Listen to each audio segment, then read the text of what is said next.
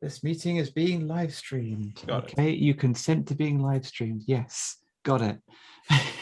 Oh, it asks you. Oh, Yeah, it actually comes Yeah. up with the pop-up. Yeah. No, Yeah. no, I don't want it. I don't think so.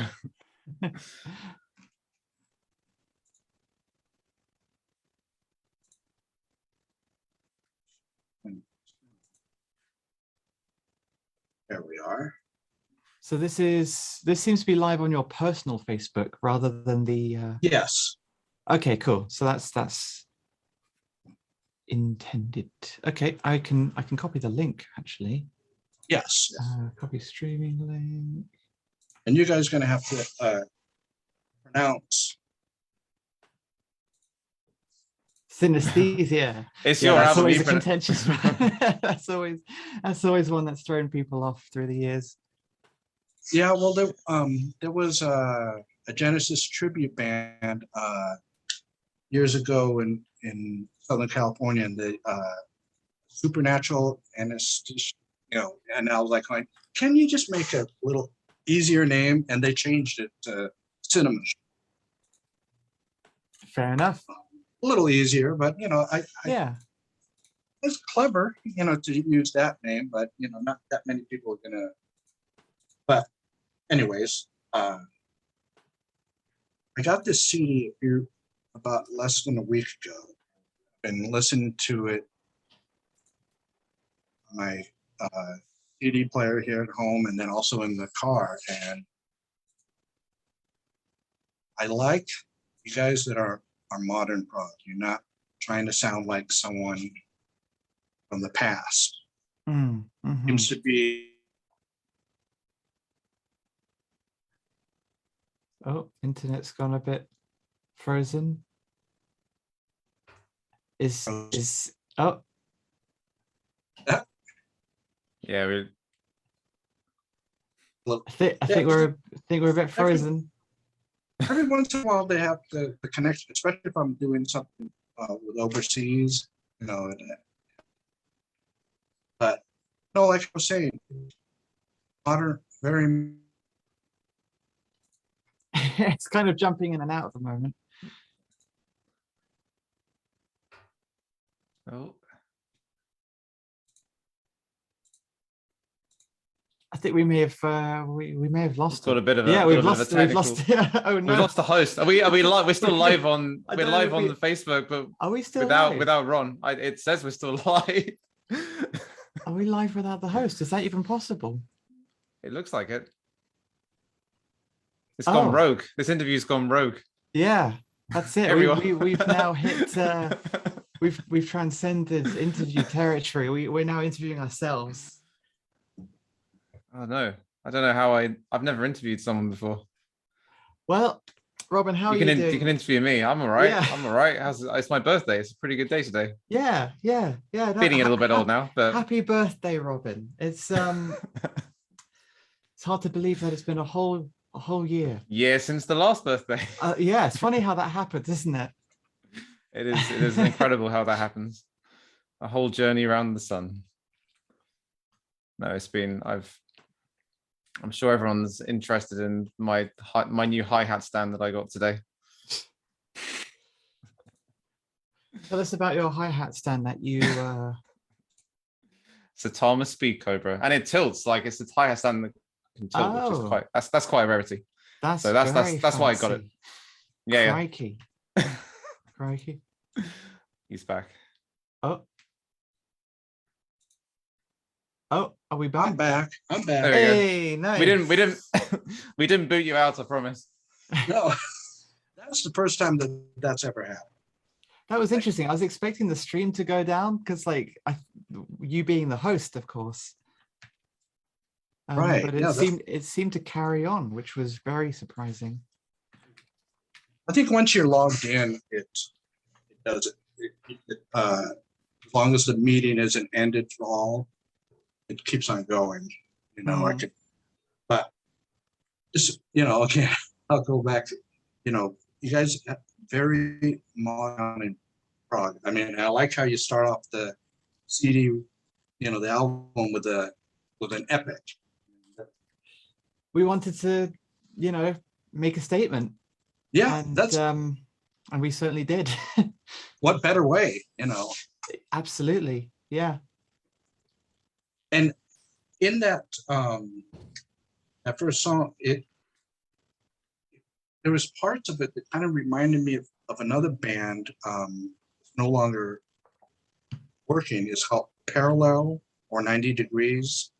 The guy, he's doing now a Tangent. Oh yeah. Right. And I'm this familiar with was the it. Tangent. Yeah, he had a band in the late 80s and into the 90s, and where it had a very modern sound to it, and Hmm. it was I think he wanted to do something a little more on the classic side, but it's and everything. It's one of those albums I like to listen to a lot. You know, it's like when you find that CD, you know, and you like just kind of like revisit it, you know, and like I told you off camera, you know, that I plan on getting the rest of your stuff. You know, Thank you. I like your the covers out, guys. It was a lot of fun to put together. Yeah. It was a That was real a blast. opportunity for us to like say, you know what, here are all our influences, as if we don't already wear our influences on our sleeve very evidently. We wanted to go here they are, you know. So it was a lot of fun. I mean, I think like as a band, we would never really a band that sort of considered doing covers sort of up until the pandemic, and we did the covers Yeah. live stream just because it was just like something that was a bit different, and we kind of Yeah. figured, well, we're probably not ever going to do any covers again, at least for a very, very long time. So let's just make a thing. Let's just kind of expand it a bit and make it Exactly. into a fully formed sort of concept. So and I'm really proud of it. I think actually a few of our best ever moments are on there, like in how we interpreted. I mean, that's not to kind of put down our own songwriting, but I think I'm as proud of the album as anything we've done. I think definitely. Absolutely. Yeah. Well, I'm familiar with some of the songs on there. I think I think you do some of the more modern things, but for you guys to pick a giraffe song. Yeah, I You know, see. I knew that there'd be a portion of people that would notice that and be like, oh wow, they did a giraffe song. Kevin Gilbert doesn't, you know, I feel like Kevin Gilbert doesn't get enough recognition in the prog circles, absolutely, you know, but just generally speaking, he is an absolute musical genius, or I should say was an absolute musical genius. Right. And yeah, I love the guy. I love his music. Love that track. Wanted to pay homage to it and have some fun. There you go. Nice. Yeah, and you guys did it very faithfully to it, you know, the song, but then you had your own vibe to it, you know. Yeah. Well, the whole thing was a chance for us to say, okay, how would we approach this? Whilst, you know, some tracks sound a little bit more like their original counterparts. Other tracks we went full on in a completely different direction. Yeah, I mean, I'm trying to think which ones sound most like. I think I think the giraffe song, that was quite faithful to the original. Yeah, like for the Rush song Force 10, that was pretty like the original too.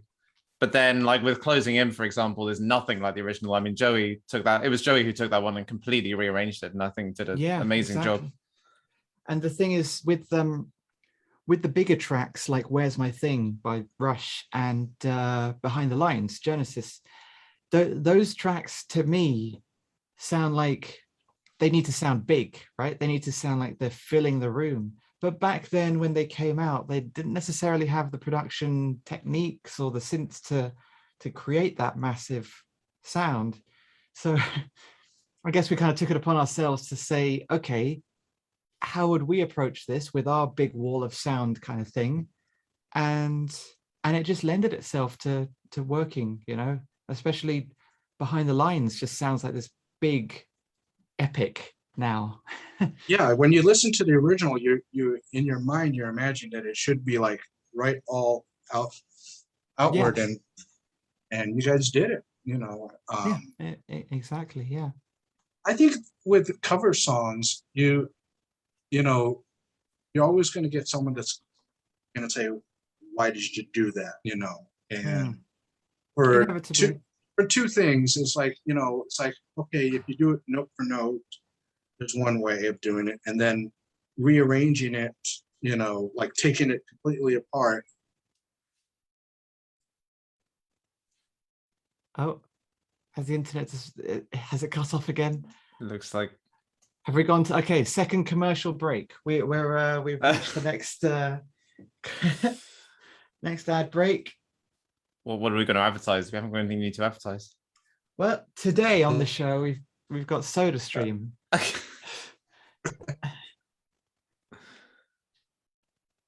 That told me my internet connection is unstable. Ron, we can hear you. We can hear you, Ron. Just about. It's kind of cutting in and out, but not. No,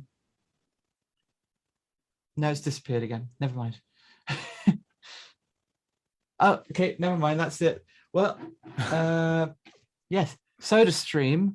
I actually don't use this bottle for my soda. I don't even have a SodaStream anymore. What is that? But I just use the the bottle for water now. I just use it for fridge water. It just goes in the fridge with tap water, filtered tap water, and it keeps my water. The best filtered London tap water. The best filtered London tap water. It Yes. filters some of the London grime out of it. Yeah, yeah. Well, Water in London does taste different, I'm pretty sure. Yeah, definitely. We're so entertaining. We really know how to keep people entertained here with talking about the difference in tastes between water in different I'm just looking regions. around me thinking, what can I show? What can I? Oh, dairy milk buttons, but chocolate orange. This is a new thing, and as far as I'm aware, it's a new thing. Big fan of dairy milk. Okay. Okay, we're back. Commercial break. I'm back. Oh, We were doing it. we're doing commercials. We did a commercial break. Oh, okay. If it happens again, I'll just do a whole new meeting. Just Sure. But, well, like I think the covers thing, just because you did it over the pandemic. I mean, there's a lot of bands that were doing things over the pandemic. What I saw your isolation videos you guys the did. isolation gigs. Yeah, and I mean, that was the best way to keep your fans to knowing that, hey, we're still here. We haven't gone exactly. anywhere. Yeah, and I think that was really important, actually. Yeah, to do that. Definitely, it actually helped us in the long run. Like there are some bands that kind of went into hibernation over the pandemic, and given the resources that we've got, we felt like, no, that's the absolute opposite of what we should be doing. We should be grasping this opportunity to push ourselves, but down a different path, right? See what we can do with the internet. And Exactly. why not put something out there that's very shareable, is a lot of fun to watch, and is a chance for us to play some music, because there's not going to be a chance for us to do that over lockdown. And that's how those came about, pretty much. Well, I like how we press the button for the clapping. Yes. that was just that was perfect. I like that. And then clapping for other reasons. It's actually it's this thing. I was pushing this thing. I still got it on my desk. It's just a little fidget toy. Oh, okay. There's no actual clapping when you press it. There's no actual clapping. Oh, that's a great shame. Full smoke and mirrors. But yeah, there was a lot of the, like what you guys did, and then there was a lot of lockdown videos where bands would get together with other band members and do cover songs, and it was like, I think the guy Charlie from the metal band Anthrax did that, and the drummer from that. And when he came out with doing Fleetwood Mac song, I was like, wow, this is a complete stretch from what I thought. Unexpected, yeah. Yeah, and it's like, Yeah. but cool at the same time. Yeah, you know. absolutely. Yeah, I think I saw him do a cover of Subdivisions as well. I think I'm pretty sure it was Subdivisions by Rush. Yeah. Yeah. So that was good. Like, you know, the internet is something right now, 20 years ago it wasn't. But now you have all this amazing software to get you, doing Zoom and, your isolation live videos. And then what was it? Pineapple did something, that was just, a live concert on the internet, and Yeah, no, that was super high production. That one, that was really, really good. Yeah. And I think that's something for the future because, if people can't travel to see you, they can see you, live on their TV screens or computer screens or, Absolutely. not their phones, because it's like, you'd be squinting to see who's playing the drums, Yeah. I can't imagine watching videos on a little small phone, So it's like you got a tablet or better yet, your big screen TV, watch live concert, and you're gonna get to all your fans that way, from all over the world, because traveling and hotels are, expensive, as you guys know when you were coming, to Boston. Yeah. Oh, yeah. Oh, yes, absolutely. I mean, that's the thing. Like, the internet's reached a stage now where it's fast enough to support these types of things, isn't it? Doing live streams and doing gigs online and stuff. And it's definitely cool when bands take advantage of that. I think it shouldn't be neglected because there's such a whole massive wide world out there of potential fans and people that wouldn't have discovered you otherwise. And the great thing about things like Facebook is people can share these streams and things can be passed around, and next thing you know, you've picked up a whole load of new fans. Yeah, we kind of have this joke in the band that, like, if you took all our, like, people who list our music stuff around the world and put them all in one room, you'd have a reasonably big gig. But because, of course, because everyone's so spread around the world, it's kind of, we can't really do that. So I mean, that kind of, it's sort of case in point, really, that it is possible to reach more people in that way, and it's really helped us, I think. Definitely. I actually think we've grown as a band over the pandemic, whereas a lot of bands have either remained stagnant or they've maybe just tailed off. So some bands haven't really made it through.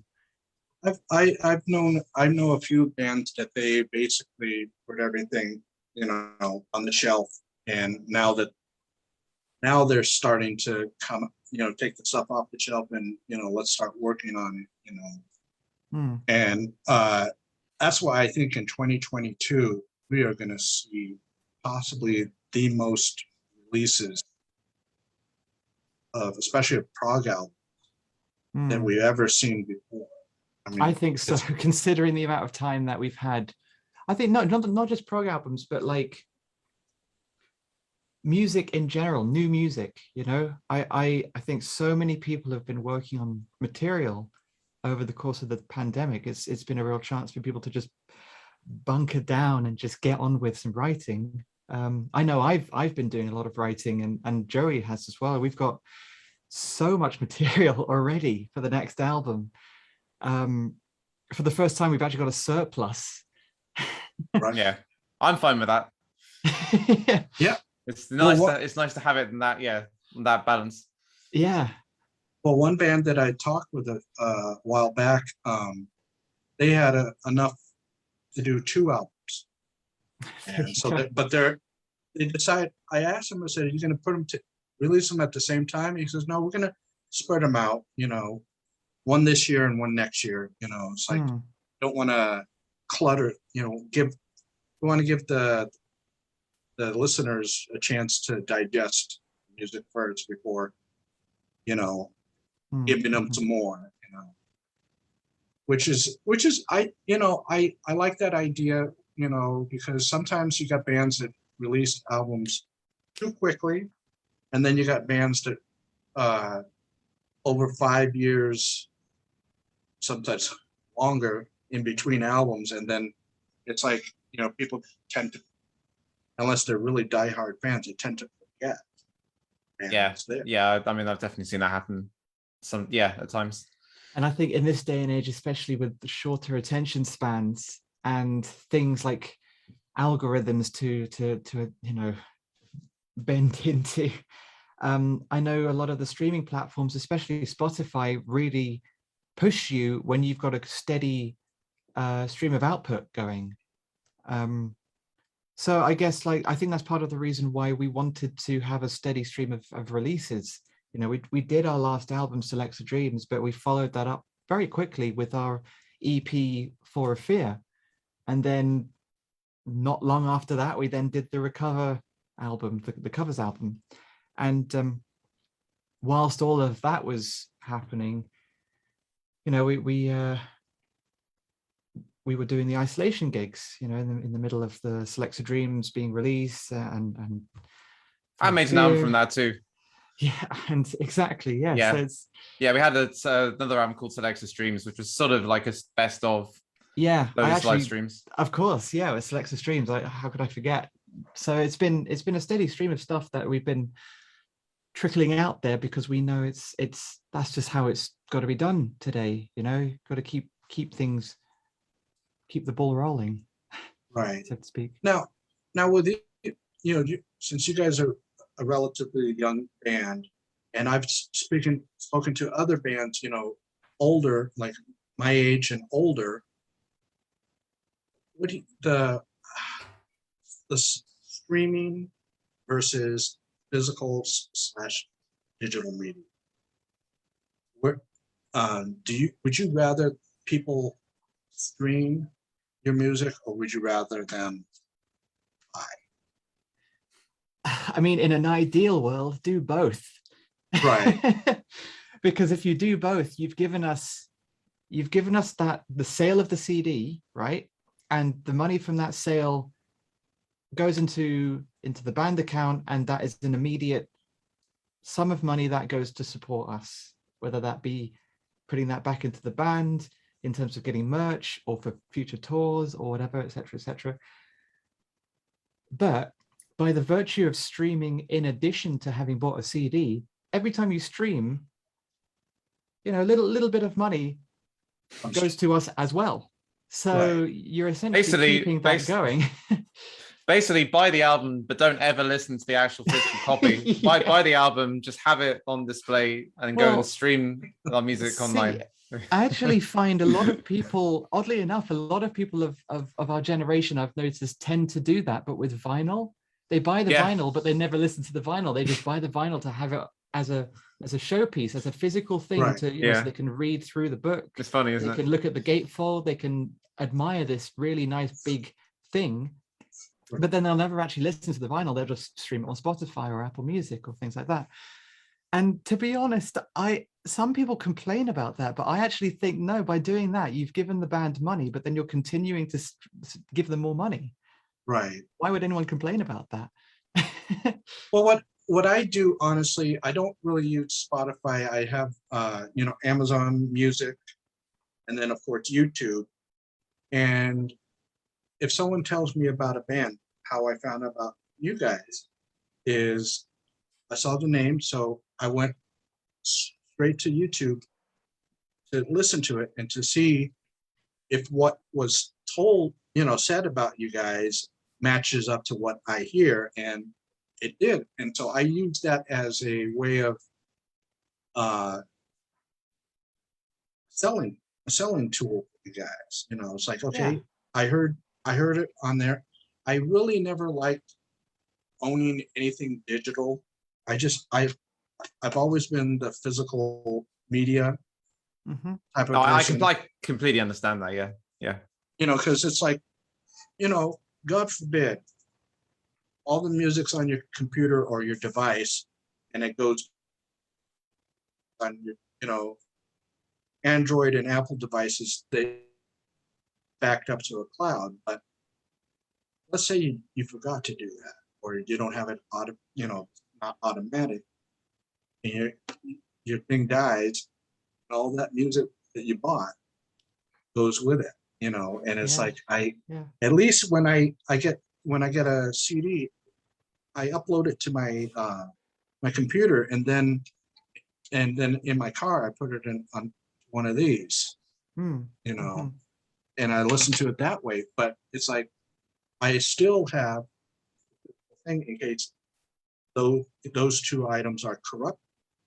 So I understand, the streaming, it's convenience, because you got your phone, and you can just go onto Spotify, or whatever streaming app you have, and just find your music that way, so you don't have to carry around stacks of CDs, or that's the only thing with me. It's like why I put it on a thumb drive is because I don't like bringing in a stack of 5 or 6 CDs, keep on changing. So Yeah. it's convenience, I think. Yeah. Yeah. I mean, I also think one thing that I would definitely give credit to things like streaming platforms for is the discoverability of bands and artists. The amount of bands I've discovered on Spotify just because it goes, oh, you like this group of things, why don't you check this out? And nearly every single time I'm just like, yeah, this is great. And then I want to dig deeper. And then next thing I know, I'm obsessed. So it's or as they say, going down the rabbit going down the rabbit hole. Yeah. And Spotify for me really does that. The amount of bands that I've discovered on Spotify, who I then go on to support, I then go on to maybe buy some vinyl or buy some merch off of. So it's Yeah, and that's definitely been the case with people discovering us. I think there's been quite a few people that have done, they've known about other bands, and then sort of through that's sort of been sort of a gateway to discovering us. I think it's I definitely credit streaming for that.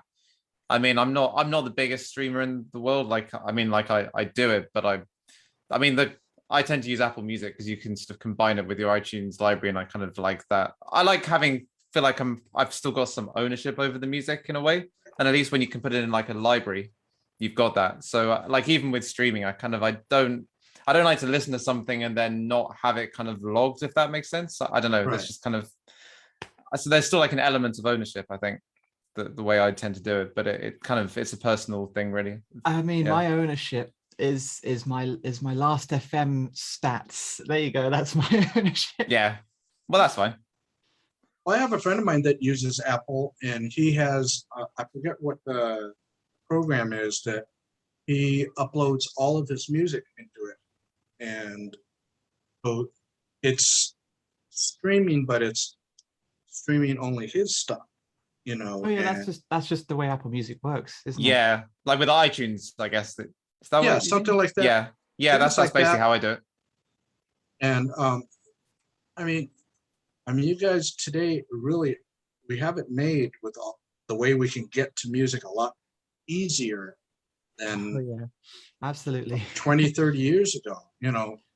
In the 90s, we found the way people found out about bands from other countries is mail order.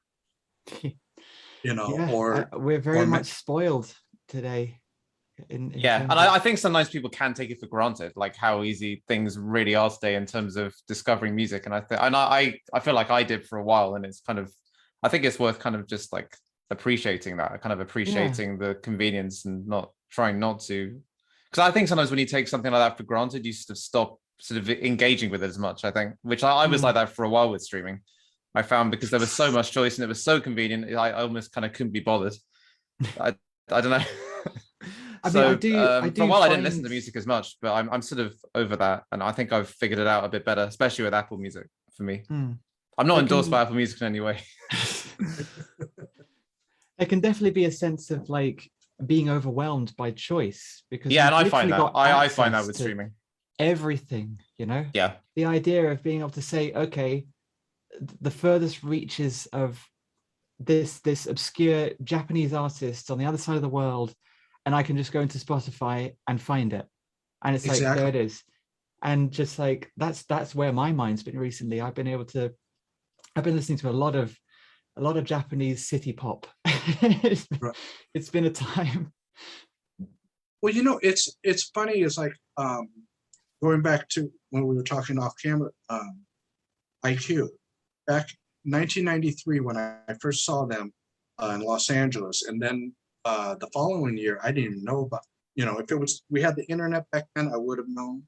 But they played up in Northern California the following year, and they had an after party, and a lot of the older prog guys, fans there were wondering why are these guys playing, you know, 80s pop, you know, Madonna and things like that, you know, and it's like, to me, just because you play a certain kind of music doesn't mean that that's the kind of music you listen to, you know. You can hear in your music how there's different influences. It's not just prog influence. Yeah. And Yeah, absolutely. I mean, that's the thing. Like, people talk about guilty pleasures, but I think all of us in the band have just ruled out the idea of that being a thing. You know, guilty. What is a guilty pleasure? Why not enjoy whatever music you want to listen to? You know, just we need less negativity in this world. Listen to whatever you want to listen to and be happy and be proud. Finger Boys is my genuine guilty pleasure, but Boys. See, now if there is a guilty pleasure, that's a guilty pleasure. they got some great tunes though. So I'm still gonna roll with it. well, yeah, you know, I mean, in the 90s, and we always talked about guilty pleasures, but then, you know, like you guys say, you know, it's like, I don't think of them as guilty pleasure. I think of them as stuff that I like, you know, like, and Yeah. if you don't like it, you know, because you know, going back to, I remember watching a lot of Shelby's Instagram things where she was doing the bass parts from Duran Duran songs. I was just Back about in to the bring them day, up. well, just, you know, back in the day, I was listening to them, and I had a friend of mine going, "Why are you listening to that crap?" And I'm like, going, "It's not crap." I said, you know, everybody, I think music is an individual thing, you know, and I was like, I was listening to them back when, pretty much when they started, and when, you know, they were being played on the radio and MTV here in the States. So, you know, yeah. I mean, I've had conversations with a lot of people who grew up through the rise of Duran Duran, and if there are some people who are in certain circles where if you were caught listening to Duran Duran, you were just cast out as just being super uncool. It's like it's musical tribalism. I think I've never been a fan of that, and that was definitely a thing when I was growing up. I mean, I was guilty of it too. I mean, I was very. Our generation. I guess maybe it was kind of continues just to have that. Yeah, and I was just as bad, I think, in some ways, actually, when I was a teenager, and I think we kind of all were. But I think, in a way, that's sort of something that streaming has helped with a bit. I feel like because now people listen to a lot of different. It's very easy to access kind of a real variety of music on streaming platforms. I actually think the barriers there have kind of been broken down a little bit. I think, and especially with the sort of YouTube communities as well. With I think actually people like Anthony Fantano really have helped to break that down a bit. Because he reviews everything from like metal to, I don't know, to hip hop to jazz. Like, I think people like that kind of make a lot of people realize that it's sort of meaningless. Like, just listen to what you want to listen to and don't be judgmental. Exactly. Yeah. Exactly. Yeah. You know, it's like, I like, you know, watching people like that. And then there's another guy recently, the Daily Doug, where he's a classical composer, and he breaks down the music for you, and it's so cool to hear him talk about music that's new to him, and it's something that I've listened to for decades, and then to hear his perspective, and it's like it makes me want to listen. I listen to it again, and I can hear it in a whole new light, you know. And sometimes that happens. Yeah. And that's a wonderful thing about the YouTube. It's like you got all those, I think there's a little too many of those reaction people out there. I mean, some of them kind of look a little fake, but, you know, it's like, you know, whatever, you know, they do what they do, you know. It actually And surprises me when I come across those reaction videos for like tracks that I never would have expected to see a reaction video to. Like at the moment, I'm learning the track "Show Me" by ABC, and there's a reaction video on YouTube to that track, and also just other tracks on that album. I just right, find that really bizarre because it's like this like synth pop album, you know, in the 80s, that I feel like the last thing you would expect is someone to make a reaction video to it. right, But, yeah, they when they pick something, you know, and I'm actually really glad that they don't just pick the, you know, everybody's doing the hits, you know, mm, the obvious choices of what, you know, going on. You know, when they pick a deep cut where, you know, you kind of get the people into like listening listening to more than just whatever that band's hit is or hit. You know, Yeah. so, yeah, it is quite refreshing. Definitely, it's just it surprises me. I right. think. But I've never really been one for reaction videos. I've never really fallen down that rabbit hole on YouTube. Me neither. Yeah. Not that kind. Some of them are common. You know, that I watched them and I'm like going, what? You know, what are you talking about? It's like, you know, and it's like, you know, and it's like, and it's funny when I hear them talk about something that you know, a song that I've heard millions of times, and then they get it so wrong. You know, it's not even like, not even funny. They get it so wrong as to Mm. where, or they get the facts about the song wrong, you know, and it's like, and then of course, you know, their comment section get all flooded with, Well, sometimes you have to wonder if maybe they do it almost on purpose to spark discussion in the comment sections. it could, Um, well, actually, I've been trying to push, you know, this onto that Daily Doug guy because he's that'd be been doing, great. I'd actually love to I see mean, someone do a I reaction really, to he's that. I mean, yeah, really appreciate that. Yeah, yeah, yeah. he's been doing a lot of songs I wasn't expecting, and so it's like it's kind of, you know, it's, I think it helps a lot because, you know, a lot of bands today, you know, you're kind of almost on your own for advertisement because, you know, record Yeah, labels are pretty much of the past are gone, you know, you're, it's up to you to promote. and it's also a sense of a lot of labels don't know how to handle social media, and they don't know, like they aren't savvy with getting the most out of social media.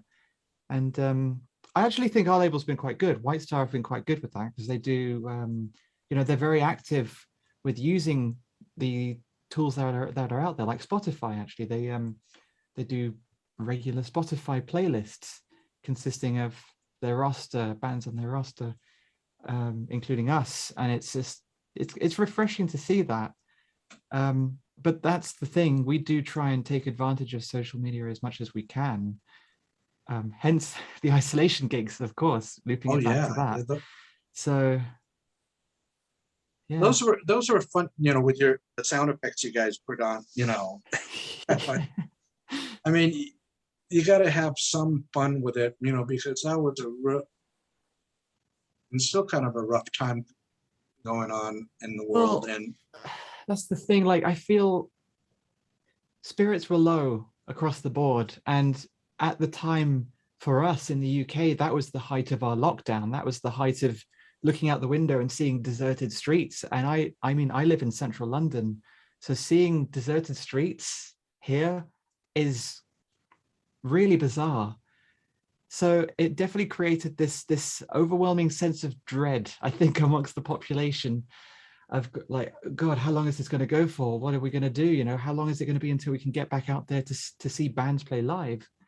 And we knew that we had to put some humor in, we had to put some lightheartedness in, otherwise people aren't going to watch otherwise, Right.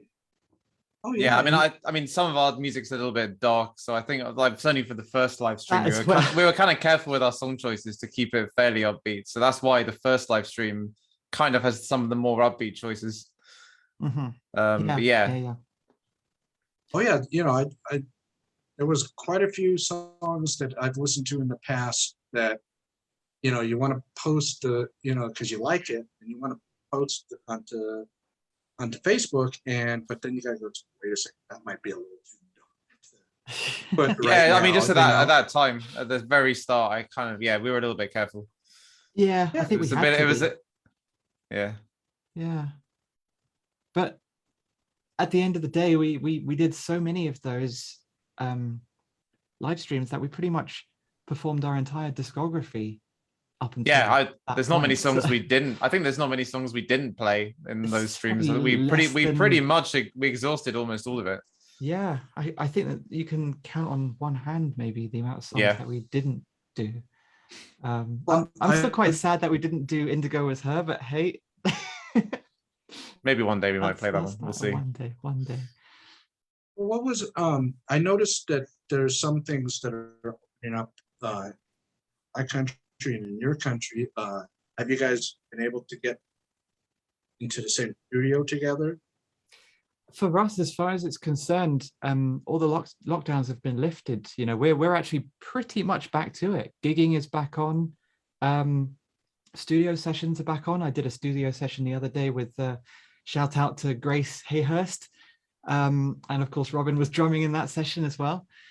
So yeah, that was a lot of fun. That was kind of a live in the studio type thing that was being filmed. So yeah, that's kind of all. Yeah, like things are relatively normal here again now. Yeah, but I know over in the US it's not quite, well, I guess it depends on the state, depends on the area. Some areas are a little bit like, well, at the beginning of October there was a little festival in New Jersey called Prague Stop. Oh yeah. And yeah, they actually required people to be vaccinated in order to be there. But at the same, also, they live streamed it. So they had the best of both worlds. I think they were doing it in a smaller theater than what they were. I think it was like a couple theater, and everything was spaced out. So you got that. I mean, I think that for right now, I think that's really the safest way, because if as the audience member, if we don't care about ourselves, at least care about the people that are up on the stage. I don't want to get you guys sick. Yes. Because we want exactly. you to complete, to play again. Yeah. And I kind of think in my own opinion that it's selfish on the audience members' part to put the band in jeopardy just because we want to see the, because yeah.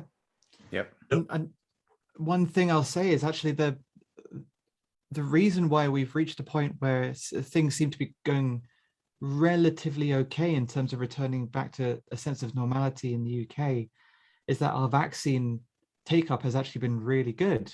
There's this government has certainly made a lot of faults and a lot of missteps, but with the vaccine rollout, it's been really good. So I think that's definitely helped with being able to get things rolling again. And some of the I think without a doubt we wouldn't be in the position we are now if it wasn't for people getting vaccinated. It just vaccines work. Get vaccinated. Vaccines work. Yeah, exactly. Just like bloody hell, just get on with it. And if you want to return to normality, and exactly, because it's like die. I mean, I hear constantly people saying, I want to see a concert, I want to go to a movie theater, I want to go to a club, and it's like, get vaccinated and maybe you can. It's not like you're going to go through this vigorous, thing, you're just going to get a shot. That's it. You're in and you're out and you're done. Literally, like Yeah. the thing is the shot is like you don't even realize it's happened. No. It's so quick. And any side effects that happen are over within a day. Exactly. I was just do it. I was just tired. I was just tired. I'm like, okay. Yeah, like any minor pushback that we've had here has just been like, okay, well, if you don't want to get vaccinated, you're not going to gigs. You're not going into. People are well within their right to say, not too comfortable having you there. Like, for example, on the tour that we did recently, our recent UK tour, I can't remember if there were any other venues that did this, but the last venue that we played, Trading Boundaries, you had to show proof of the fact that you were double vaccinated to be in the audience to attend the gig. Right. And it's as you say, it gives confidence to not just the audience members, but the band as well. Like everyone in the band and the crew feel a lot more comfortable knowing that they're in an environment where they're not going to get ill, Yeah, they're not yeah. going to It's get like completely taken out of action. So exactly. I mean, for me, I haven't been to a live show in a long time, because of my geography. But the last one I went to was Rossfest 2012, and that was amazing. I had a great time with that. Saw a lot of wonderful bands. So it's like, if we've got the one that's coming up next year, and it's like I really hope that they take precautions, because the state that they're in is not a good state for that not stuff. taking it very seriously in terms of rolling out the vaccine and Yeah, and it's like, mandating masks. yeah, it's like, I you know I would like to see bands back out there playing, because I have a lot of friends on the west coast of here that they're itching to get back. They played like little small gigs, but they said, they want the bigger ones, and I mean, we had one show here. Actually, I'll take that back. We did have one interesting show here, but two reasons I didn't go. One, money, and the other was still a little bit cautious. We had Primus played here. Oh, nice. Oh, great. I love Primus. Where they did the hemisphere. No, Farewell to Kings. Farewell to Kings, isn't it? I've seen some video of that. Yeah, I've seen some video footage of that. And it's like they played here, and it's like still kind of cautious about going to a show, but then at the same time, I didn't have the money to do it, so it's like. So either way, it's kind of just not happening. Yeah, I mean, now we have two venues here. We have one that's closed and one that's an open air. So if it was at the open air one, I would feel a little more comfortable, because everything's not confined. Yeah, absolutely. But so I wanted to ask, and I know it's on the Wikipedia page, but just in case someone that's new to band, the name change. The name change. It's the question that follows us round. Right. Well, just for the new people. Yeah, no, of course. I mean, I say it follows us around. I don't mind talking about the name change at all. It's perfectly fine. Thing is what I always go to say. The very first thing I say is, I found that there were people approaching us, at least approaching me, messaging the band page saying, "Oh, I loved your 1994 album," because Synesthesia is a side project of the Thrill Seekers, the same name. No. It's the song Thrill. It was a song by Thrill Seekers, I think. Oh, but it was a side project of another band. I think it was something else, an industrial band. Okay. Well, actually, I think I also what was it? I'm going to Google it now. You're going to Google it. I think there was a metal band by that name too. I, as Yeah. I was looking on YouTube, and then I clicked one of the other one. I think, not mistaken, I think it was metal, because I'm like, oh no, this is not them, you know. Well, that's the thing. Like, So point is frontline assembly project. It was a that's side the project for one. them. Yes, that's the one. And the thing is no matter who it was, we kept on being compared to other synesthesias. And with that 1994 album one, I would just say, well, that's impressive because I was only one at the time. So Child that's prodigy. that, in addition to, I feel like personally, I wanted to bookmark and put a little chapter note between, okay, synesthesia, this studio project that was mainly focused on myself, working with Mike Holmes on GEP, resulting in that album, right?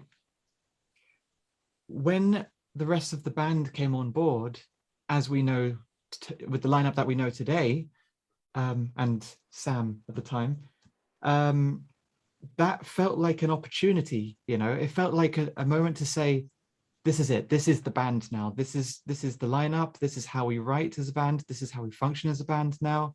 So it makes sense that if there's any time to do a name change to underline it, now would be the time, back then in 2015.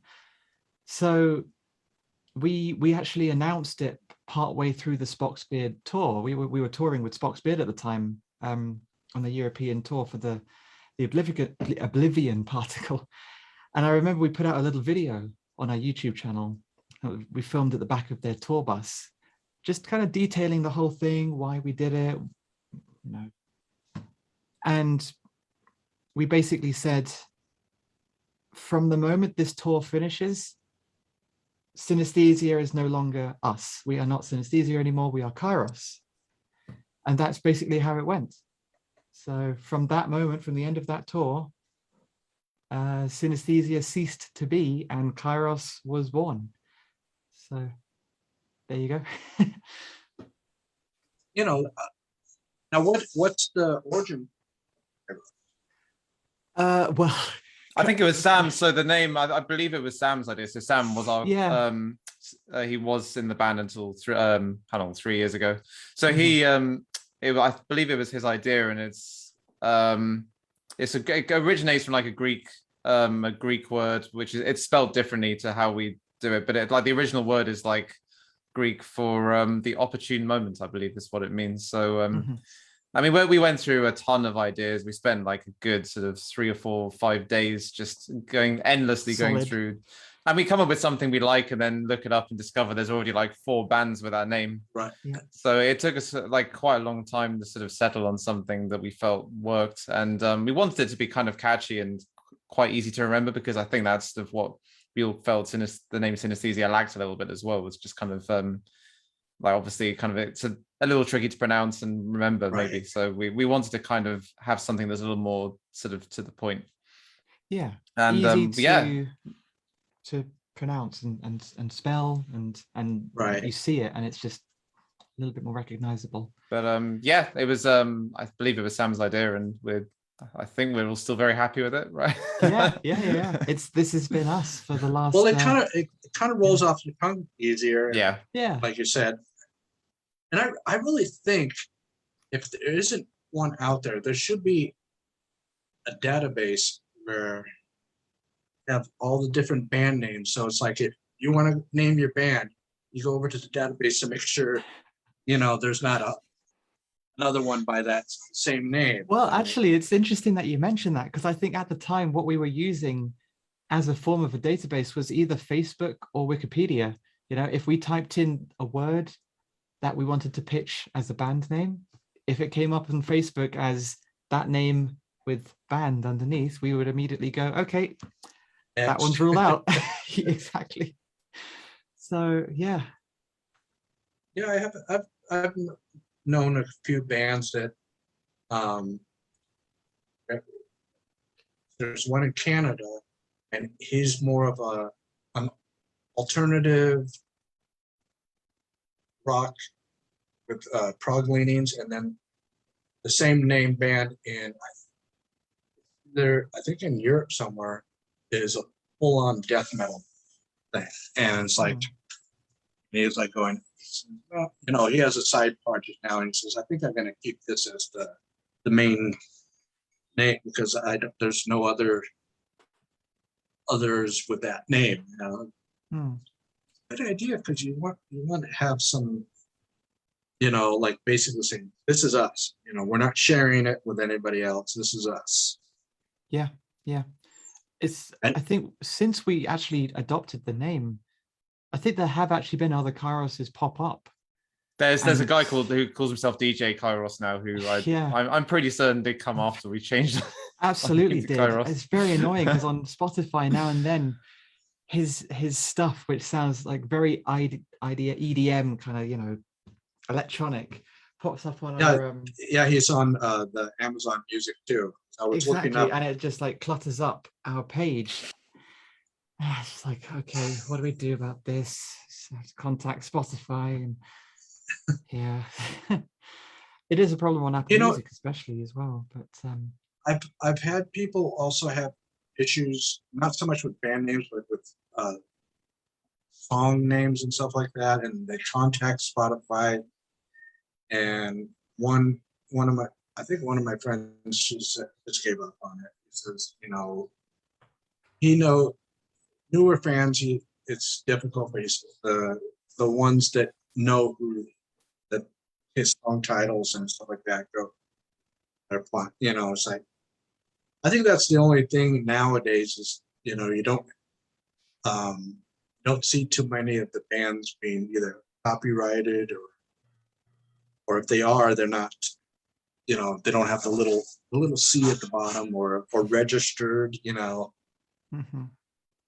But you know, I gotta say too is like I was saying you know, you guys are very modern sound, and thank you. It's and it's something that, you know, if you're using the progressive rock term to describe yourselves, it's perfect because you are progressing beyond what was, you know, what came before you, and I think that's important, you know, because there's a lot of rock bands that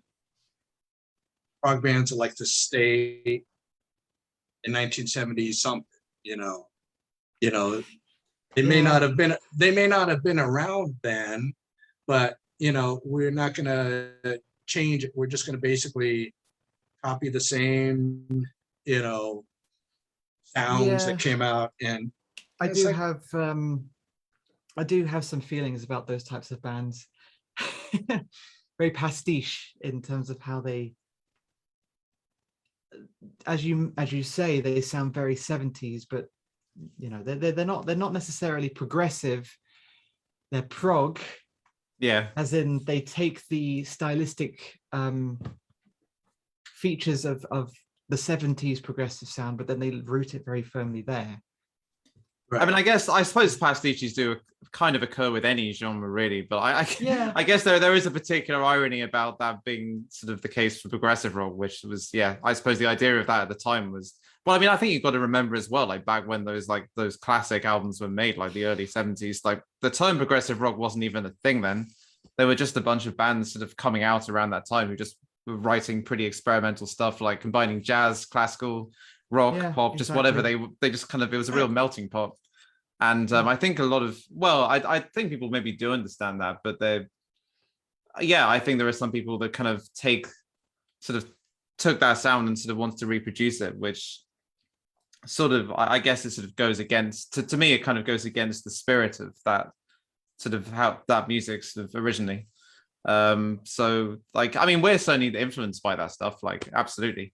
But we try to find ways to sort of combine it with other things and sort of, we try to make we try to make our writing as much of a melting pot as possible. And I think that's something we're still kind of working on.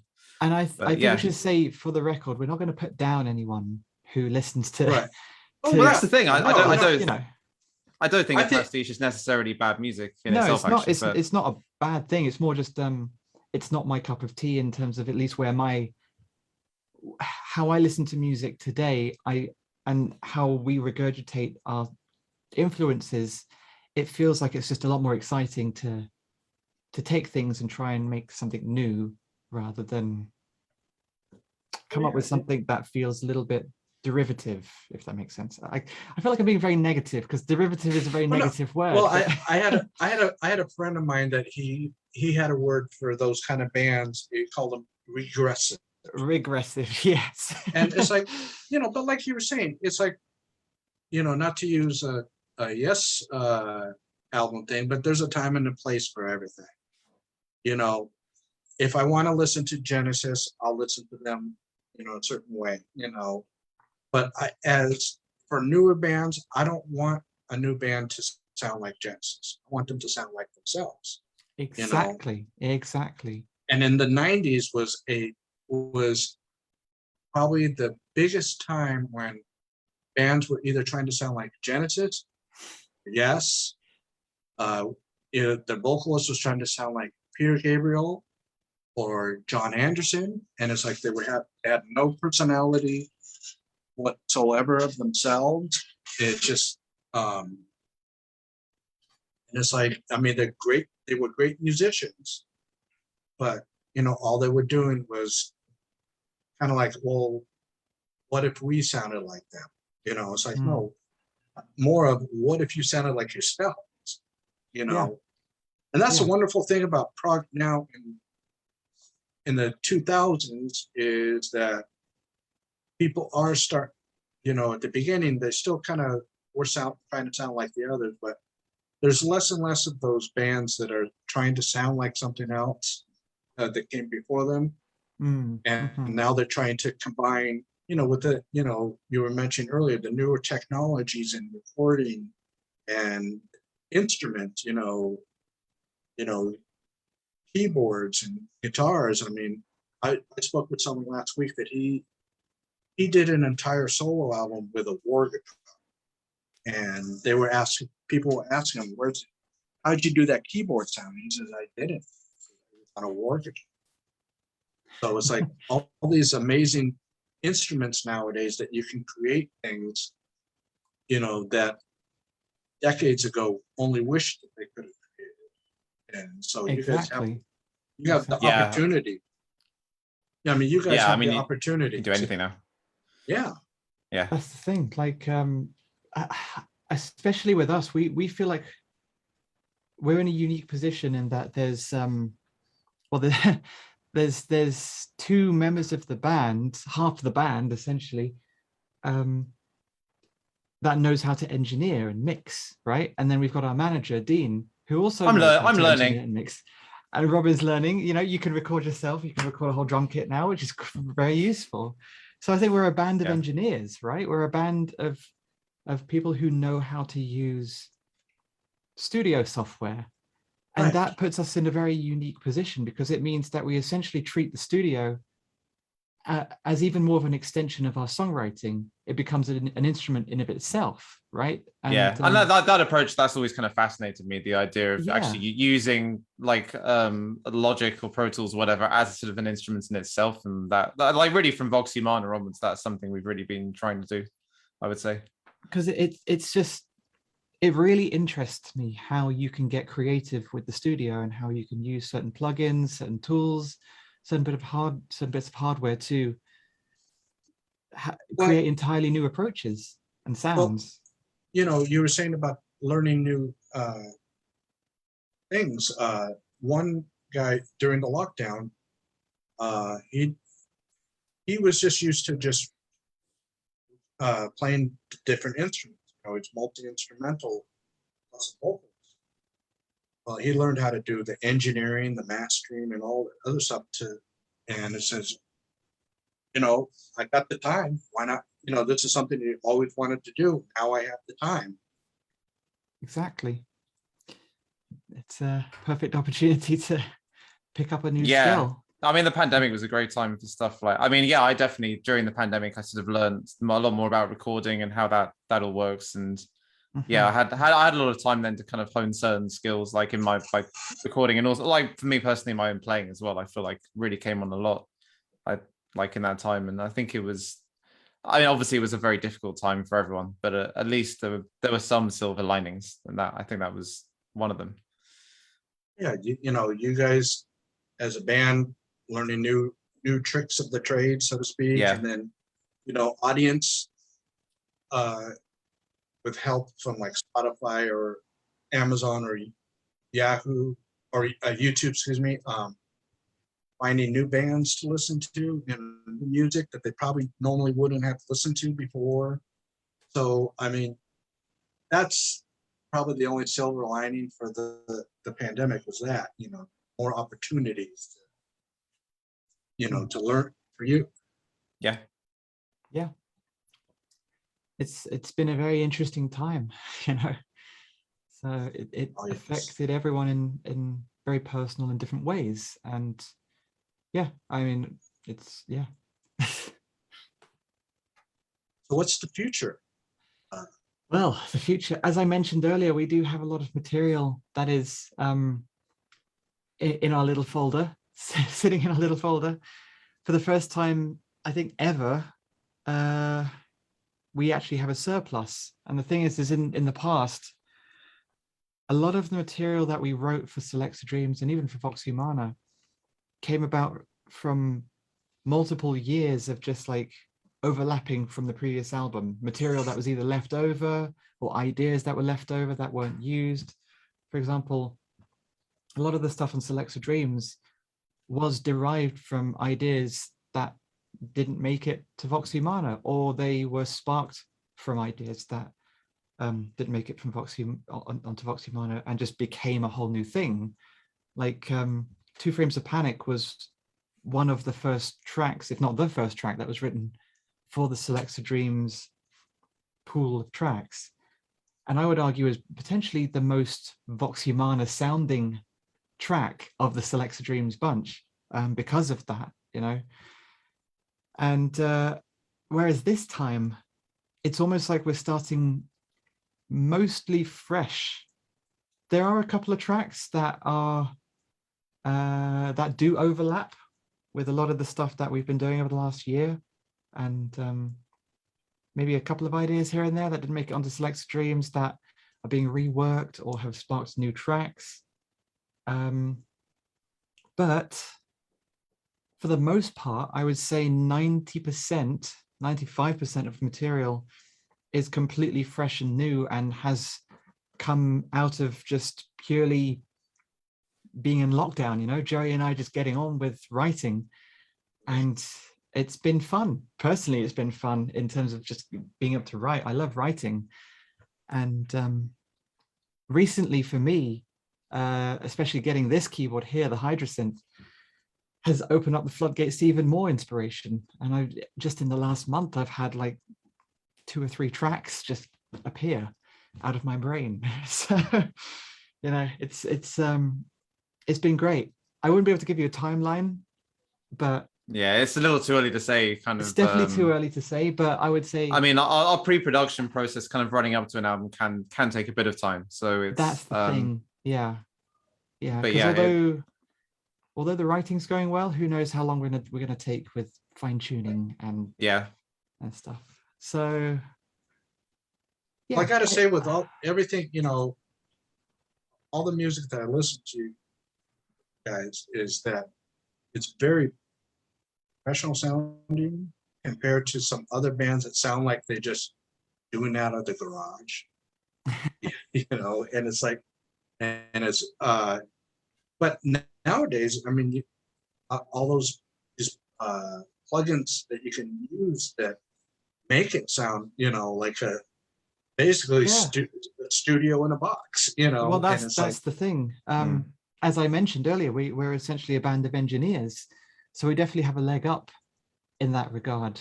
And on top of that, I am actually a professional engineer, studio engineer, mixing engineer, and that's my day job. You know, I work at a recording studio just down the road, so it that in combination with the fact that everyone else in the band has a keen ear on production means I think it does reflect in our tracks and in the music that we put out and the level of production that's involved. So yeah, and we all have our own tastes, and we all kind of bring things out of each other, which I feel like none of us would be able to do individually. And I think that's kind of the magic of being in a band, really, like both production and writing wise. Oh, yeah. Now there's someone in the chat room that says, anything you all there been obsessing with recently? I'm not sure what. Oh, anything you all three, Chris, what do you mean? Is that Chris? I guess he means, is there anything that we've all been obsessing with recently? Well, I mean, I've been listening to a lot of Cassiopeia. So I haven't gone to watching Squid Games yet, so no, that he's talking about. That seems to be everybody's doing it. I'm gonna wait. I genuinely I haven't seen it. I have down. no idea. I have no idea what it's about. So no, I don't probably either. get that. I do want to see it. But if he's talking about music, I've been getting into a lot of kind of like dance, kind of I suppose like dance and soul music lately. That's kind of been a recent interest of mine. There's one album which I've really been loving actually. It's from a band called Soul to Soul. I don't know if you heard them, Shelby. Yeah. It's an album called Club Classics Volume 1. It's from like the early 90s, and it's a phenomenal album. Yeah, I remember. Like it's one of my new favorite albums. And there's a few other sort of like dance albums from that period actually, which I've been listening to, really enjoying. So that like kind of I guess kind of more like electronic music, funk, soul, that's sort of it. I mean, I've always been quite into that, but it's definitely becoming way more to the forefront of what I'm listening to at the moment. So, and like as a drummer, I find that kind of interesting area to go into. So yeah. Myself personally, I've been kind of filling in the gaps of stuff that I missed first time around, when be it released in the 70s, 80s, 90s, or early 2000s, because there's so much music that came out, that you can't get every single bit of it, so at the time that it's released, I mean, later on. And into, I mean, I've always been into, the band that you guys covered, Raph. I've always been into them since I found out about them just prior to, Kevin's passing. I heard Kevin Gilbert's version of Kashmir when it was broadcast over the radio. And I was like, well, this was at that time, the most unique cover songs I've ever heard, because he basically took it apart and put it back together for me. Yeah, no, it's fascinating when people can do that with another song. Definitely. Yeah, I mean, there's so much out there music wise now. And like I said before, I think next year is going to be, I think it's going to be a big year for a lot of stuff, maybe too much stuff. I think so. Yeah, I think it's going to be an interesting year, I think. Especially as things begin to open up as well, Yes. So. Oh yeah, I think the one country that's actually completely did it right, the lockdowns and stuff, is New Zealand. Well, even then, recently over the last few weeks, they've hit a bit of a wall with that, and they're now going back on. I mean, they handled the lockdown well, but the vaccine rollout there has not been. It's been a bit more tricky, I think. I've got a friend who lives over there, and she was telling me that they've kind of gone back to sort of more of a lockdowns, or more of a lockdown situation, at least in a lot of the country. Oh, someone gave you a compliment. Oh, I gave you a nice compliment. I see the comment. Thank you very much. Yeah, I actually, on the topic of my voice, it's been an interesting thing with the Recover album, because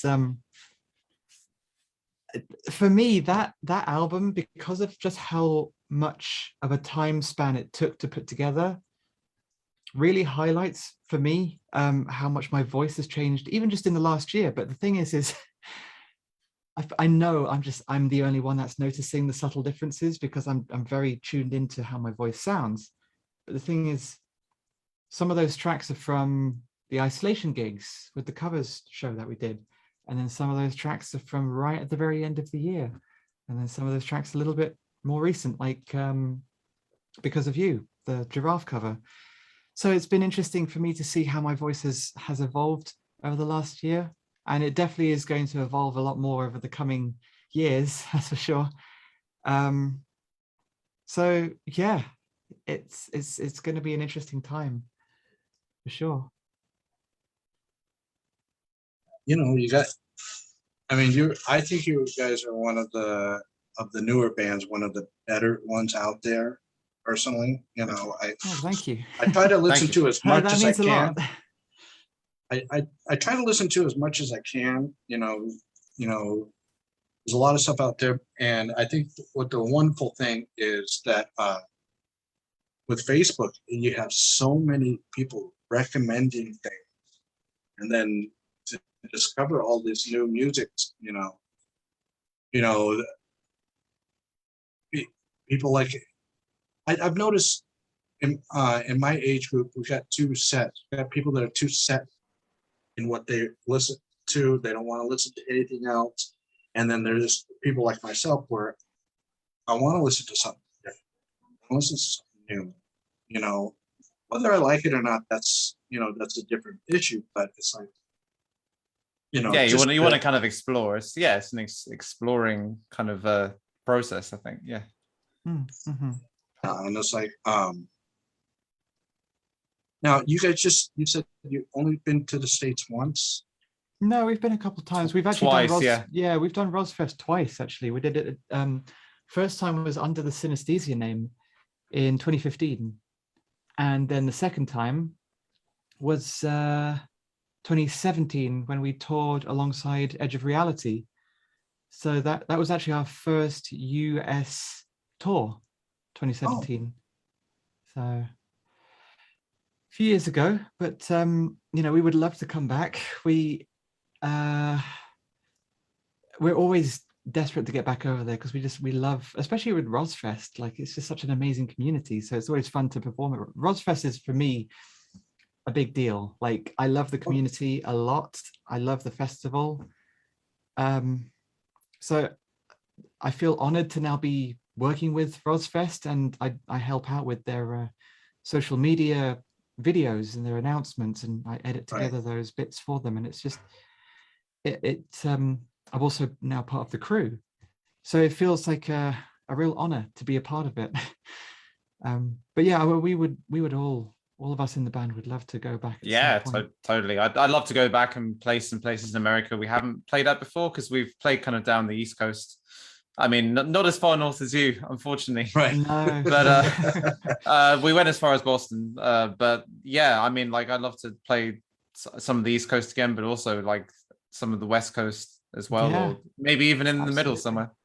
You know. Right. Well, yeah, with Rosfest, the one thing I noticed with Rosfest, I've been to 3 different ones, well, actually a few of them, most of them were on the West Coast. We had Prague Fest, and then Cal Prague, and then south of the border, we had Baja Prague. I've been to those, and Baja Prague and Rosfest has actually more Rosfest. It's not almost like a, us as an audience and them as the bands, because afterwards you start mingling with each other and you get to talk with the bands. And well, that's what I love. That's what I love about Rosfest. The other festivals, it felt like there was a barrier of sorts, where it's like, you could go see them at an invite only thing, it's like with Rosfest, you have those after parties on Friday and Saturday night. Exactly. Like, I love those. Yeah. And I yeah. think us as a band, we've always, from the very beginning, we've never liked the idea of having a barrier between us and the fans. We've ended up having nights out, with fans that have become friends, and we've had times in the past where it's just like us as fans of other bands will tag along, like with the IQ guys. We will just hang out with them, and they're just friendly guys, you know. We Oh, always yeah. like that with bands, and we don't like the idea of like, oh, VIP tickets, you must buy this to gain access to this. It just feels a bit, I don't know. But like we also started a Discord server, which has been really great for the community, and that's it's actually brought more people our way as well, um, especially of a younger generation. Oh, yeah. And it's been a perfect opportunity to again continue to break down that barrier and just say, look, everyone, we could be mates. Why not? We clearly all enjoy the same kind of music and all have the Exactly. the similar tastes and Yeah, and stuff. then you can So, recommend each other's stuff, yeah, it's like, yeah. yeah, because the only time at that Prague Fest that I ever, how do you say, crossed that barrier is when John Wenton's band played there, and Martin Orford was their keyboard. I spoke Mm, with him the night after, I mean, after the show, across the street at the hotel, in the courtyard from like 2 a.m. to 6 a.m. We were just, talking as if we knew each other for years. And it's like, I mean, Yeah, that's nice. we're yeah. thousands of miles apart from each other. I did have a failed IQ fan club back in the early 90s. Oh no, I tried failed. so bad. I couldn't get anybody to give me information, not from the band, but no one was sharing anything. I think now it would have been easier to do it, but back then, With the internet. yeah, Yeah, I mean, the internet just changed everything. Back then, the only way I was able in contact with anybody was through a fax machine. That was Wow. my contact with people in England. I couldn't get any other way. I mean, I think one time I bit the bullet and did call the guys, talked to them maybe half hour, 45 minutes, but Mhm. I couldn't get any information from anybody else. I mean, the band steered me in the right directions, but just, so I just said, no one's helping, Mhm. and but that was the only time I got to really cross the barrier to talk to musician that I was a fan of, and talk to them like regular people. Mm. So yeah, I hope you guys get back to Ross Fest. One They get, day, one day. Either way, if not Rosfest, then we'll come over for something else. If we're invited to play another festival, or if we're supporting a band, then there's Prague Stop. There's Jersey. Progstock. Yep. One day, yeah, we'll have to see what happens, because I don't know if there's anything out on the West Coast anymore, because Prague stopped. I want to say 2012, 2013. So I think everything out on the West Coast, unless it's really small, festivals, they, like 1 day or festivals.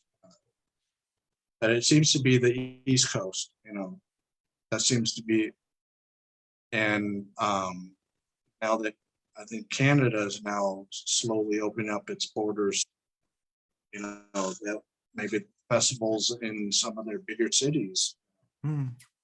Yeah, yeah. Well, only time can tell. We just gotta keep pushing. Yeah. And if anyone invites us to join them as support, we will certainly be interested. Oh, we yeah, just gotta keep pushing. Yeah, that would be fantastic, because I for one, there's so many bands that I would like to see in a live setting. I think the list keeps on growing day by day. Bands I like to see, and it seems to be Ross Fest, and then of course you got that Cruise to the Edge thing. Oh yeah, yeah. I don't know. Someone a friend of mine called that a petri dish on the water. Well, our good friend John Mitchell calls it the Prog Ferry, which I just love. But Um, it's like if that, and that's happening at this next year at the same time as Ozfest, pretty much. No, not anymore. Not anymore. Rosfest has changed its dates to not overlap anymore, thankfully, because yeah, that was But yeah, it was close. it was originally overlapping actually. The original dates for Ozfest were overlapping with where the Cruise to the Edge dates are now. So Right. Rosfest was essentially backed into a corner, and they eventually changed the dates basically because of Cruise to the Edge. And honestly, they got the great weather down there in Florida, so almost year round, it you don't need a heavy jacket where, Yeah. as you come up further north, you do. I mean, from an economical point of view, it also makes sense because the festival organizers don't need to worry about visas with it being on international waters. So it's just like, that's why they do it. That's why they get bands like Haken in every year and all the other bands from across the globe, because they can. And it's an interesting concept, and Right. it clearly works. It clearly sells tickets. Right. Right. So yeah, I wouldn't rule it out in terms of us doing Cruise to the Edge, but again, we would have to be invited. So Right. Well, the fans, especially some of the ones that are in the chat room, I'm sure they'll put their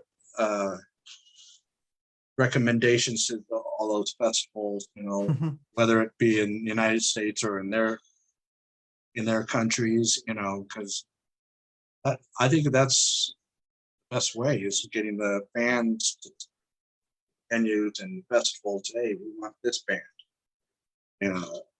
yeah, that's the thing. That's the best way to try and persuade a festival to bring on a band is to get people to bombard them with messages saying, get this band on, Well, that's the one thing with that's the one thing with Rosfest in comparison to the earliest one on the West Coast, the Prog Fest. The guy that put it on, he was getting bands that he liked. He wasn't thinking about other, and that's why his festival didn't last 7 years, and that's why Rosfest is, lasting so long. Yeah, that they're getting bands that the audience wants to see, yeah, the popular ones of the year, that they. Yeah, and also just like a mix of bands as well, bands that are more modern, have a certain edge to them, whilst they're also being bands that still bring in some of that 70s kind of thing. Yeah, the classic. And yeah, I've always thought that with Rosfest. There's a nice kind of balance of sort of, there's some more metal stuff, there's some ones that are more folky, some that are a bit more jazzy. There's a nice mixture, I think. Yeah. Yes. Yeah. I always hated going to a festival where every band sounded the same. We had one of those in Southern California right after Fogfest dissolved.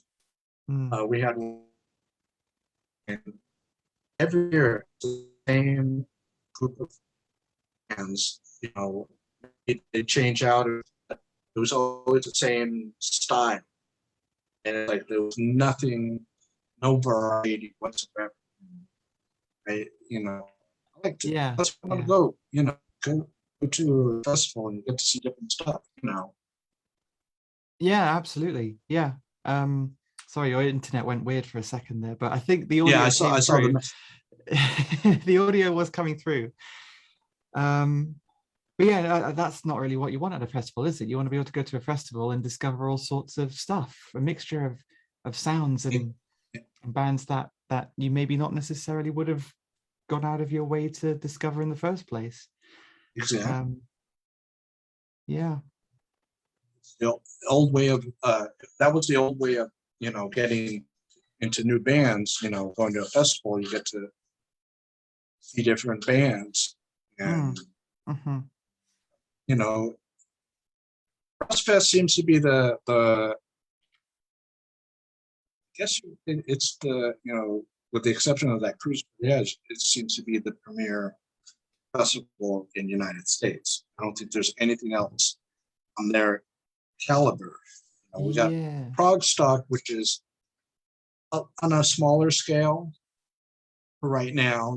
Maybe they'll evolve to something bigger. I guess it's really depending on how well the United States gets out of the pandemic. Yes, all the best of luck with that. Oh, I know. I feel like I want to beam over to somewhere where it's completely safe. But I wanted to really thank you too for taking the time out to You're very welcome. It's been do a this. pleasure. It's always nice that I find new music, and then now to be able to talk with you, I get better insight as to where your music is coming from, rather than reading blurbs or reviews online, because it's nicer to get it firsthand. Well, as Absolutely. close to firsthand as you can. Yeah, of course. Yeah. Well, as I said, it's been a pleasure. Yes, Yeah, and thanks I've very really much for having enjoyed us. this. Yeah, thank you so And- much. and I look forward to whatever comes out from you guys down the line. Indeed. And- We Are we allowed working to away. mention? Are we allowed to mention the other thing? What other thing? There's another thing. I Another don't know if thing. we can mention it yet. Wait, there's another thing? Yeah. Yes, there What, is. what other thing? The thing that we're currently from the live show.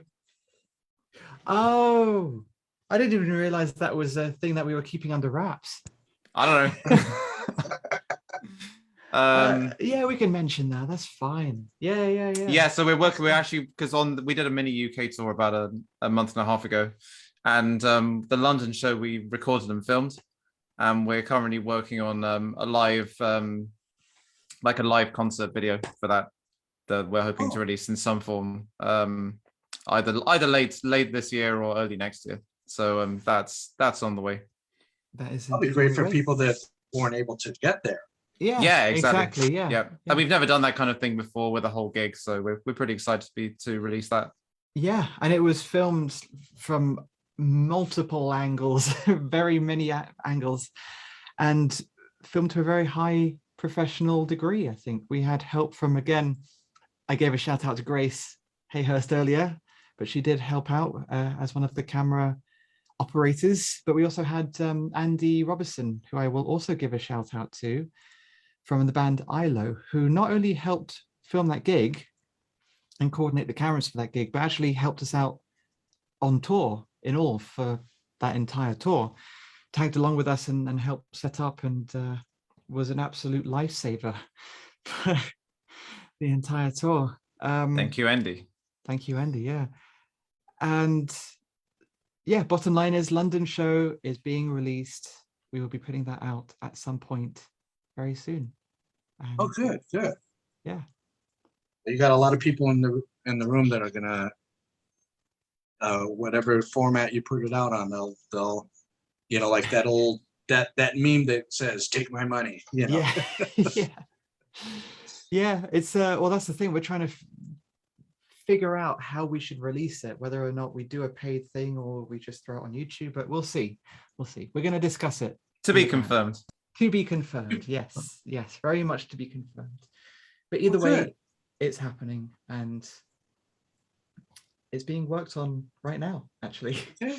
So, yeah. Oh, fantastic. I look forward to that, and anything up, in the future. You guys are, how did I say, just starting. You got, long career ahead of you. Hopefully Indeed. We've got a lot left to say, a lot left to do. I don't think there'll be any more cover albums for a long time. I think that's one thing we've done we've said our piece when it comes to doing a cover. I think probably no more covers albums for a long time. Probably no more double albums for a long time. That's true. So, That's So those true. are two things we could probably roll up. But then I don't know, maybe I don't know. I'll eat my words and we'll do another one. I don't know. Who knows? We'll have Ever to see- Probably no more covers for a long time. Yeah, But it was yeah, a I lot of think fun to do it's- recover, and I'm really glad we did it. I'm very, very proud of that one. Definitely. It was fun. It was a lot of fun. You know, even if it's just for our own self-indulgence sake, it was a lot of fun. Yeah. Oh yeah, that well, cover it. You had, you got to do them if you feel good with doing them. I don't. Yeah. Absolutely. Going back to that one festival I was telling you about, CalProd. One of the things that the promoter did with that, he told the bands, you got to do a cover song, and it's like, well, that's nice, but do it if you If you want don't, to, don't just don't be forced into it. And some of Yeah. the covers that the bands did they did sound a little forced, and Hmm. I was like going, like, if they feel like they want to do it, just like with you guys, if you feel like you want to do it down the line, you do it. You don't, exactly, yeah. even if you just do it as a, nowadays people doing on the Bandcamp, you can release it as a little single thing, Yeah, exactly. We have the freedom, we have the ability, the technical ability, so it's Yes, you do. it's all out there. Yeah. Okay, well, that's great news for the fans out there, and I'm going to be putting this on my YouTube channel. I'll send you the link. So Cool. anyone that missed any part of it, including the time that I got cut off, they can Yes. they can see it again. To see Robin and I's little commercial break where I talked about chocolate and soda streams. All right, well, thank you again. I really do appreciate taking the time out. You're very welcome. It's been a And- pleasure. Yeah, thanks for having us. Appreciate Yes. And it. I'll talk with you guys soon. Yes, indeed. Thank Yes. Talk to you soon. Take care. Take care. Thank Take you. care. Thank you very much.